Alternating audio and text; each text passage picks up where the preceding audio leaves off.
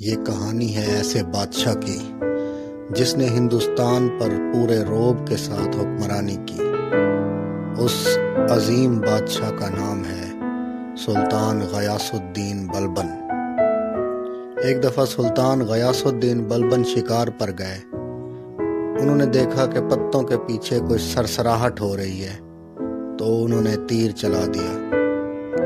جب وہ شکار کی جگہ پر پہنچے تو انہوں نے دیکھا کہ ایک شخص تڑپ رہا ہے اور وہ ان کے تیر سے گھائل تھا۔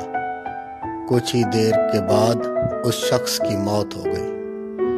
سلطان غیاث الدین نے پتہ لگایا تو معلوم ہوا کہ وہ شخص ساتھ ہی کے کسی گاؤں کا ہے اور وہ اپنی بوڑھی ماں کا اکلوتا سہارا تھا۔ سلطان غیاث الدین نے اپنے آپ کو قاضی کے حوالے کر دیا اور اپنے اوپر مقدمہ دائر کرنے کا حکم دے دیا۔ قاضی نے اس بوڑھی عورت کو بلایا اور پوچھا کہ اب آپ کیا چاہتی ہیں؟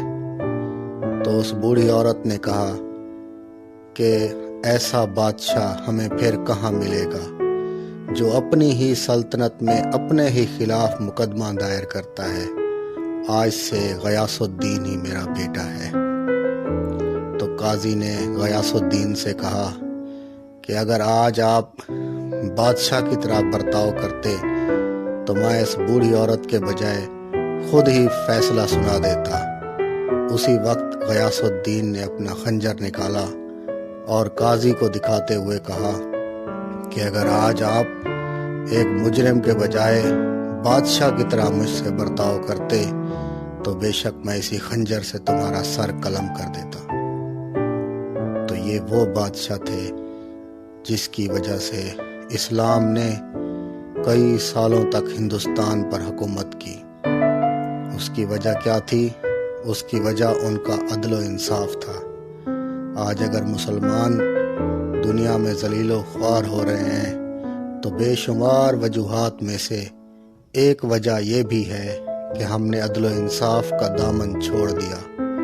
امیر کے لیے اور قانون ہے اور غریب کے لیے اور قانون۔